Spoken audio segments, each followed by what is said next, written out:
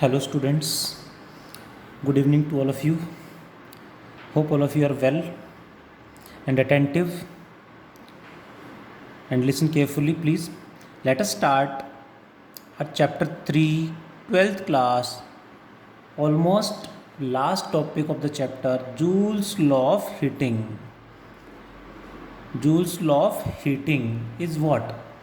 Joule's law of heating states that heat produced, it states heat produced in a wire, or we can say in a resistance, that is represented by H. That there is a resistance, there is a wire having resistance R carrying a current I flowing through it. Then हमने daily life में देखा होगा, घरों में devices गर्म हो जाते हैं, फ़ैन गर्म हो जाता है, चार्जर गर्म हो जाता है, तो क्या ऐसा क्या होता है वहाँ पे? Heat produced in a wire of resistance R is directly proportional to square of the current, directly proportional to resistance and time. T stands for time. Proportionality constant in this case is 1 in SI system. ध्यान देंगे, in SI units, in SI system proportionality constant is 1, so also equal to I square RT.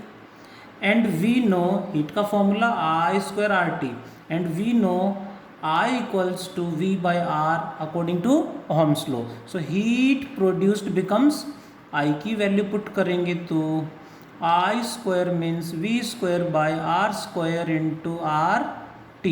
एक R से power cancelled, it becomes V square by R multiplied by time. Similarly, यहाँ पे R की value put कर दें V by I, then what is the heat produced? V square into T divided by R is V upon I, ऊपर आ जाएगा, V से एक power cancel हो जाएगी. What is the answer? VIT. Heat produced in a wire is equals to I square RT, V square by RT, or VIT. Hope you understand. All the three are same. Depends on the question which one formula we will apply. तीनों same हैं, कौन सा formula हम numerical में apply करेंगे as पर requirement of the numericals. हमें decide करना पड़ेगा न्यूमेरिकल के अकॉर्डिंग कौन सा फॉर्मूला अप्लाई करें. कैसे, वो भी प्रैक्टिस करेंगे. देखें ज़रा. Next is what is its SI unit. SI unit क्या होगी for all forms of energy? SI unit is always joule. कोई भी एनर्जी हो, एसआई यूनिट तो हमेशा जूल ही रहेगी. But for heat energy there is practical unit. What is the practical unit for heat? Practical unit for heat is 1 calorie. Now 1 calorie equals to how many joules? It is exactly 4.186 generally हम लेते हैं, but approximately 4.2 joule हम numericals में ले लेते हैं, काम चल जाएगा हमारा. 4.186 गिवन है तो लेंगे, अदरवाइज 4.2 जूल हम लेके चलेंगे 1 calorie. That is practical unit of heat. ध्यान देंगे. Next point is, next is what do you mean by electric power? What is electric power? Heat और पावर, मैकेनिकल पावर हमने 11th में पढ़ा था, बट यहाँ पे electric power. What is electric power? नाम ही बता रहा भाई, rate of consumption of electric energy. Rate of consumption of electric energy is known as electric power. So formula क्या बनेगा? Electric power can be taken as electric energy consumed per unit time. Electric energy divided by time. Now the point is, what is the formula for electric energy? अभी हमने पढ़ा जो electricity कहीं भी resistance के cross कितनी consume होगी, कितनी हीट प्रोड्यूस होगी, that is I square R T. So इसमें कितनी हीट कंज्यूम होगी, I square R T divided by T. What is the answer now? T and T time cancel हो जाएगा. So we can see power consumption, power consumed in a resistor is equals to I square R. Similarly I की value put कर देंगे तो V square by R, और we can से V into I. These are the formulas for electric power. Now the question is what is its SI unit. SI unit क्या होगी? Obviously energy per unit time, यानी joule per second, known as 1 watt. Capital letter is the symbol because scientist के नाम पे है. So power की unit is watt. Other units are also there. ऐसा unit is watt, but other units are there like kilo watt, mega what, giga watt. कहीं कहीं हमें use करने को मिलेंगे. Kilo means 1000, mega means 1 million यानी 10 power 6 what, and giga means 10 power 9 what. ये हमें न्यूमेरिकल्स में हो सकता मिले, हमें इनका मीनिंग पता होना चाहिए. That is about power. Power में अक्सर एक टर्म और यूज़ करते हैं, that is known as efficiency. Efficiency का मतलब कहीं भी आ जाए, always output by input. Power है so output power divided by input power. Output power by input power. Percentage में है तो इंटू 100 कर देंगे. That is the efficiency of a device. Efficiency of a device की कितना हमें आउटपुट मिल रहा है. किसी भी डिवाइस को इलेक्ट्रिक एनर्जी मिली, एक पर्टिकुलर वैल्यू लेट 100 वॉट, कितना आउटपुट मिला है, उसमें से कितना हमें यूजफुल फॉर्म में कन्वर्ट करने के बाद मिला और कितना वेस्ट हो गया. एफिशिएंसी से हमें पता चलेगा. That is next point. What do you mean by electric energy? देखो अभी हमने पढ़ा, उसको मैं दोबारा यूज़ कर रहा हूँ. जो हीट प्रोड्यूस हुई इलेक्ट्रिक एनर्जी ही तो कंज्यूम हुई है, बट उसको थोड़ा सा और भी रिलेट करेंगे. So what is electric energy? Electric energy क्या होगा? Power into time. So electric energy is power multiplied by time.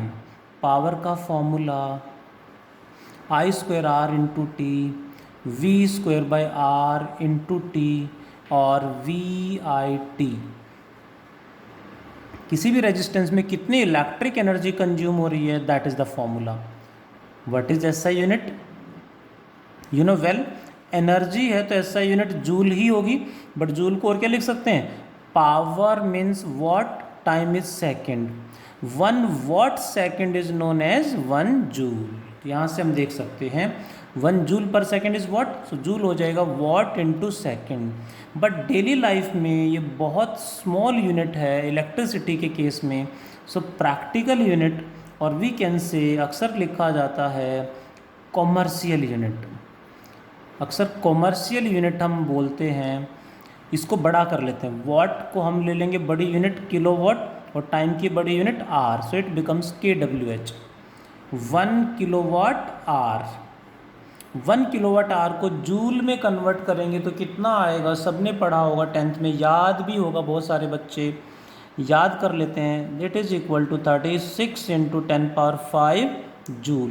कुछ बच्चे इसे इस तरह से याद करते हैं 3.6 इंटू 10 पावर 6 जूल. कैसे जैसे मर्जी याद करें, सेम थिंग.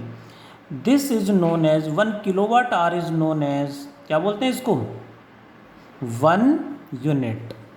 और 1 BOT यूनिट, ध्यान देंगे 1 BOT unit. BOT stands for board of trade unit. BOT is board of trade. यानी डेली लाइफ में घरों में जो इलेक्ट्रिसिटी मीटर लगा हुआ है उसमें जो यूनिट निकलते हैं वो यही है. इसी के अकॉर्डिंग हमारा इलेक्ट्रिसिटी बिल मंथली हमें मिलता है. बेसिकली 36 इंटू 10⁵ जूल इलेक्ट्रिसिटी यानी इलेक्ट्रिक एनर्जी कंज्यूम करने के बाद, उसमें मैकेनिज्म ऐसा बना रखा है इलेक्ट्रिसिटी मीटर में, कितनी एनर्जी कंज्यूम करने के बाद उसमें 1 यूनिट शो होता है, यानी 1 kWh के लिए 1 यूनिट शो होता है। और फिर इसके according per day per month में कितने इलेक्ट्रिसिटी, कितना यूनिट इलेक्ट्रिसिटी कंज्यूम हुई है वो हम उस मीटर में पता कर लेते हैं, और उसकी रीडिंग भी बोलते हैं हम रीडिंग, तो वो रीडिंग यही होती हैं। And after that per unit की जो कॉस्ट है उससे मल्टीप्लाई करके हमारा मंथली इलेक्ट्रिसिटी बिल हमें सप्लाई किया जाता है। Hope you understand. इस पे बेस्ड क्वेश्चन भी पूछे गए हैं और क्वेश्चन भी मैं डिस्कस करूँगा। हमें करने हैं क्वेश्चंस, बहुत सारे क्वेश्चंस मॉड्यूल में भी अवेलेबल हैं जो हमें अटैम्प्ट करने हैं। Like there are 2 fans running in a house for 6 hours, a TV is running for 10 hours, an AC is running for 14 hours, then what is the total electricity consumption in the house for in 1 month if the specifications of fan, TV and AC are these given। मिलेंगे हमें सारी values, उसमें total electricity consumption कितना हुआ वो calculate करेंगे, कितने unit consume हुए और उसको मल्टीप्लाई कर देंगे, यानी हमें टोटल एनर्जी कंज्यूम्ड निकाल के सॉल्व कर देना है। Hope you understand. एक क्वेश्चन एग्जाम में पूछा गया है, जल्दी से देखते हैं ज़रा कौन कौन रिप्लाई करेगा। क्वेश्चन है, सभी से एक्सपेक्ट करूँगा कि सभी रिप्लाई करेंगे। क्या क्वेश्चन है देखें ज़रा। Question is there is a circuit having 3 registers like this R ohm each, कितना है R ohm each, carrying a current I in the first circuit. In the second circuit the same 3 resistors are connected like this 1 2 3 like this। Current सब में same है, resistance तीनों same है। In the third circuit the registers are connected like this 1 2 and 3। What is the question है, current same है, resistance same है तीनों। क्वेश्चन में पूछा गया है what is the ascending order of power consumption in the circuit. Current चारों में सेम है, रजिस्टर्स की वैल्यू सेम है। What is the ascending order of power consumption. इस चारों में पावर कंजम्पशन होगा। Total power consumption in each case we have to calculate and we have to arrange in ascending order of power consumption. जल्दी से reply करें, ascending order of power consumption क्या होगा। एक एग्जांपल है जो प्रीवियस ईयर क्वेश्चन है, exam में आ चुका है, मैंने ऑप्शन बना के डाल दिया है। जल्दी से रिप्लाई करें, ascending order of power consumption हमें बताना है। जल्दी से रिप्लाई करना है। देखें ज़रा, मैं भी सॉल्व कर रहा हूँ। We know well power consumption के लिए 3 फॉर्मूले हैं, which one we will apply. Main point is which one we will apply, I²R V²/R और V × I। एग्जाम में सही फॉर्मूला फर्स्ट अटेम्प्ट में ही आपने पहचान लिया, अप्लाई कर दिया, टाइम सेव होगा, सही आंसर आएगा। बट यदि गलत अप्रोच लगा दी तो टाइम भी वेस्ट होगा, आंसर भी मैच नहीं करेगा। हमने देखा करंट चारों में सेम है, तो हम फॉर्मूला यूज़ करेंगे power consumption is equals to I²R। Hope you understand. Decided कि पावर का फॉर्मूला ये यूज़ करेंगे। अब देखते हैं, करंट तो सब में सेम है, जिसका रेजिस्टेंस सबसे कम उसका पावर कंजम्पशन भी सबसे कम, जिसका रेजिस्टेंस सबसे ज़्यादा उसका पावर कंजम्पशन भी सबसे ज़्यादा। यदि ध्यान से देखें तो इसका रेजिस्टेंस क्या होगा, R+R+R 3R।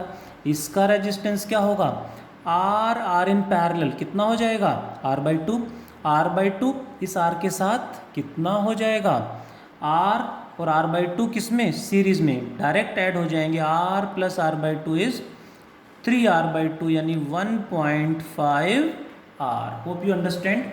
इसमें क्या होगा, R 2R सीरीज़ में 2r इसके साथ पैरेलल में आएगा तो क्या करेंगे, इट विल बी 2r/3 यानी 0.666 r. In this case all the three are in parallel, so total resistance is r/3 यानी 0.333 r. रेजिस्टेंस सबसे कम इसमें है तो पावर कंजम्पशन भी सबसे कम इसी में होगा. सो इसका power consumption we will take P4, इसमें पावर कंजम्पशन P3, इसमें पावर कंजम्पशन P2 एंड इसमें पावर कंजम्पशन P1 मान लें हम. तो आंसर आ जाएगा, असेंडिंग ऑर्डर में लिखना है तो आंसर क्या होगा, आंसर विल बी सबसे कम पावर कंजम्पशन P4, उससे ज़्यादा P3, उससे ज़्यादा P2 एंड सबसे ज़्यादा पावर कंजम्पशन P1 होगा. बहुत जल्दी हमने सॉल्व कर लिया. मुझे एक्सप्लेन करते करते मैंने सॉल्व किया है. जो बच्चे बहुत बढ़िया, बहुत बच्चों ने सही आंसर दिया है, कुछ बच्चों ने तो बहुत जल्दी आंसर निकाल लिया था. मेन है ये फॉर्मूले में उलझ जाते तो होगी गड़बड़, सही आंसर भी नहीं आएगा और टाइम बहुत वेस्ट हो जाएगा. सो करंट सेम है तो ये अप्लाई करो, वोल्टेज सेम है तो ये अप्लाई करो. हमें ये ध्यान रखना पड़ेगा कि कहाँ किस क्वेश्चन में कौन सा फॉर्मूला अप्लाई हम करेंगे. That is about the joules law of heating, then electric power, electric energy. इस पे बेस्ड बहुत सारे क्वेश्चंस डिफरेंट एग्जाम में आते हैं. होमवर्क में भी बहुत सारे क्वेश्चंस अवेलेबल हैं, आपको करने हैं. आज इतना ही पढ़ते हैं. Thank you, take care.